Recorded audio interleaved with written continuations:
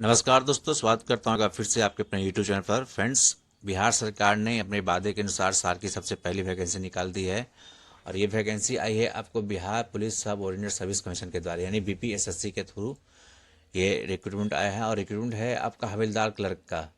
Advertisement number जनवरी 2026 आप देख सकते हैं। यहाँ पे आपका जो ऑनलाइन एप्लीकेशन है वो चालू हो चुका है। यहाँ पे 3 स्टेप में एप्लीकेशन फॉर्म को फिल किया जा रहा है। पहला स्टेप रजिस्ट्रेशन और पेमेंट करने का, दूसरा एप्लीकेशन फॉर्म को फिल करने का और तीसरा उसके बाद स्टेटस को चेक करने का। तो 12th पास की वैकेंसी है, इंटर पास लोग अप्लाई कर सकते हैं। बहुत ही अच्छी वैकेंसी है। क्या है इसके बारे में पूरी डिटेल को समझते हैं। इसके लिए हम लोग यहाँ पे एडवर्टीजमेंट जो दिया गया उसको खोलेंगे और उसके बाद एक डिटेल को मैं अच्छी तरह से व्यक्त करूँगा। तो वीडियो को लास्ट तक जरूर दिखिएगा। आइए शुरू करते हैं। बिहार पुलिस अवर सेवा आयोग के द्वारा गृह विभाग के स्पेशल ब्रांच में आपका ये वैकेंसी आया है, जहाँ पे पटना के अंतर्गत बिहार गृह रक्षा वाहिनी सेवा के स्थान में आम अभ्यर्थियों से अधिनायक लिपिक के रिक्त पदों पर सीधी नियुक्ति होते हुए इस विज्ञापन को निकाला गया है, जिसका आवेदन जो प्रारंभ हो रहा है आपको 2 जनवरी 2026 से प्रारंभ हो रहा है और इसका लास्ट डेट आपको 2 फरवरी 2026 है। बात करते हैं नंबर ऑफ पोस्ट की, तो यहाँ पे टोटल 64 पोस्ट की वैकेंसी है अधिनायक लिपिक की और ये लेवल 4 का वेतनमान यहाँ पे मिलने वाला है। तो ये एक बहुत ही अच्छी वैकेंसी है। अगर आप 12th पास हैं तो आप इस पोस्ट के लिए अप्लाई कर सकते हैं। एलिजिबिलिटी की बात करते हैं तो आपका सबसे पहले आप भारतीय नागरिक होने चाहिए। उसके बाद आपकी जो शैक्षणिक योग्यता है 1 अगस्त 2025 तक आप इंटरमीडिएट पास होने चाहिए। एज एलिजिबिलिटी की बात करते हैं तो एज एलिजिबिलिटी का जो काउंट होगा वो भी 1 अगस्त 2025 के आधार पर ही किया जाएगा।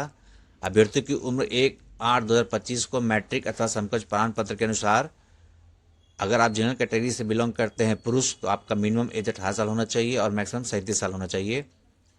अगर आप जनरल कैटेगरी के फीमेल हैं तो आपका मिनिमम एज 18 साल और अधिकतम 40 वर्ष होना चाहिए।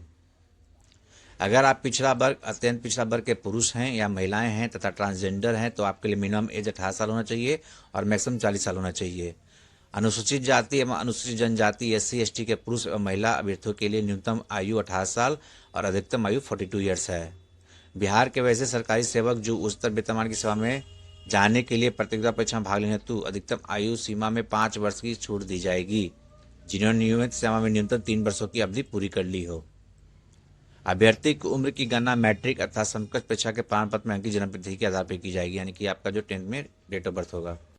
बात करते हैं फिजिकल एलिजिबिलिटी की, तो आपका अगर आप जनरल कैटेगरी के पुरुष हैं या पिछड़ा वर्ग के पुरुष हैं तो आपका मिनिमम हाइट 165 सेंटीमीटर होना चाहिए।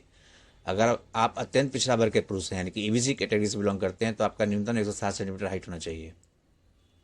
SC ST कैंडिडेट जितने भी मेल कैंडिडेट हैं उनका न्यूनतम जो हाइट होना चाहिए 160 सेंटीमीटर होना चाहिए और जितने भी कैटेगरी की महिलाएं हैं उनका न्यूनतम हाइट जो है 155 सेंटीमीटर होना चाहिए। बात करते हैं सीना के बारे में, चेस्ट के बारे में, तो जो सिर्फ मेल कैंडिडेट को बिलोंग करता है। तो अगर आप जनरल कैटेगरी से हैं, आप BC कैटेगरी के हैं या EBC कैटेगरी के पुरुष हैं तो बिना फुलाए आपका 81 सेंटीमीटर मिनिमम होना चाहिए और फुला करके आपका सीना 86 सेंटीमीटर होना चाहिए मिनिमम। फुलाने के बाद सीना की माप में कम से कम 5 सेंटीमीटर का अंतर होना अनिवार्य होगा। अगर आप SC ST के मेल कैंडिडेट हैं तो आपको बिना फुलाए सीना आपका 79 सेंटीमीटर होना चाहिए और फुला करके आपका 84 सेंटीमीटर सीना होना चाहिए। महिलाओं के लिए कोई भी सीना की मापी नहीं होगी। सभी वर्ग की महिला अभ्यर्थियों के लिए न्यूनतम वजन 48 किलोग्राम होना आवश्यक है। किन्नर, पोती, हिजड़ा, ट्रांसजेंडर जितने भी कैंडिडेट हैं उनका शारीरिक मानदंड तथा शारीरिक दक्षता परीक्षा का मापदंड परीक्षा वर्ग के अभ्यर्थियों के समान ही लागू होगा। दोस्तों, नियुक्ति प्रक्रिया की बात करते हैं तो यहाँ पे जो आपका नियुक्ति होने वाला है 2 मोड में होगा। सबसे पहले आपकी लिखित परीक्षा होगी और उसके बाद आपका फिजिकल टेस्ट होगा। लिखित परीक्षाएं पास करने पर ही आप फिजिकल टेस्ट के लिए एलिजिबल होंगे। लिखित परीक्षा आपका जो होगा वो 10th क्लास के अकॉर्डिंग होगा, जो आपका सिलेबस होगा, जिसमें आपको हिंदी, अंग्रेजी, गणित, सामाजिक विज्ञान, विज्ञान और सामान्य ज्ञान और सामाजिक मामला से करीब 100 क्वेश्चन आएंगे और इन 100 क्वेश्चन को सॉल्व करने के लिए आपको 2 घंटे का समय मिलेगा। तो जितने कैंडिडेट हैं जो यहाँ पे लिखित परीक्षा में शामिल होंगे तो उसका रिजल्ट आएगा, कम से कम आपको 30% मार्क्स लाने होंगे क्वालिफाइंग करने के लिए। अगर आप 30% से कम मार्क्स लाते हैं तो आप फिजिकल टेस्ट के लिए असफल घोषित हो जाएंगे, यानी कि आपको कम से कम 30% मार्क्स ऑब्टेन करने होंगे पास करने के लिए। जितने भी कैंडिडेट फॉर्म भरेंगे जो लिखित परीक्षा में पार्टिसिपेट करेंगे वो एडवर्टीजमेंट के नियुक्ति की अकॉर्डिंग उसके 5 गुना रिजल्ट को BPSSC रिलीज करेगा, यानी कि 64 पोस्ट की इस वैकेंसी के लिए 5 गुना कैंडिडेट को पास किया जाएगा, जो करीब करीब 320 कैंडिडेट होंगे और फिर उनका वो यहाँ पे फिजिकल एग्जाम होने वाला है। तो फिजिकल एलिजिबिलिटी में आपको यहाँ पे दौड़ होने वाले हैं जो मैक्सिमम, उसके लिए 50 मार्क्स दिए जाएंगे। उसके बाद आपका गोला फेंक होगा जो 25 मार्क्स दिए जाएंगे।